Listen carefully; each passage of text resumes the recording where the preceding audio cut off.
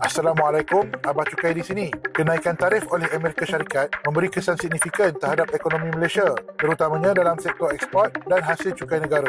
Pada April 2025, Amerika Syarikat mengenakan tarif 24% ke atas barangan dari Malaysia sebagai sebahagian daripada dasar baru Presiden Donald Trump. Langkah ini memberi tekanan kepada sektor pembuatan negara yang merupakan penyumbang besar hasil cukai negara melalui cukai jualan dan perkhidmatan. Persekutuan Pengilang Malaysia menggesa kerajaan untuk menangguhkan sebarang cukai baru berikutan peningkatan kos operasi dan risiko kehilangan pekerjaan dalam industri yang terjejas. Dengan peningkatan kos operasi ini, ianya akan memberikan impak pengurangan kutipan cukai korporat kepada negara, dan apabila terdapat kehilangan pekerjaan berskala besar, sekaligus ekonomi negara kita akan menjadi perlahan. Kuasa beli akan jadi rendah dan kutipan cukai individu juga akan menurun. Sektor elektronik dan elektrik, khususnya semikonduktor, merupakan penyumbang utama ekspor Malaysia ke Amerika Syarikat. Tarif tinggi ini dijangka mengurangkan daya saing produk Malaysia di pasaran Amerika Syarikat. Ini akan memaksa kita untuk menurunkan harga atau mencari pasaran alternatif.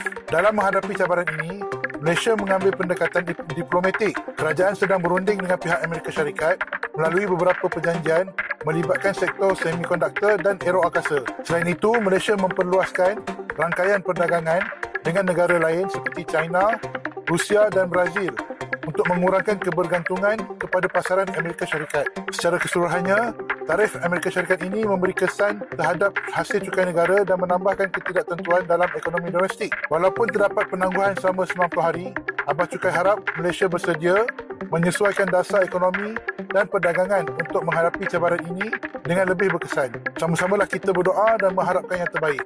Ingat cukai, ingat Abah Cukai.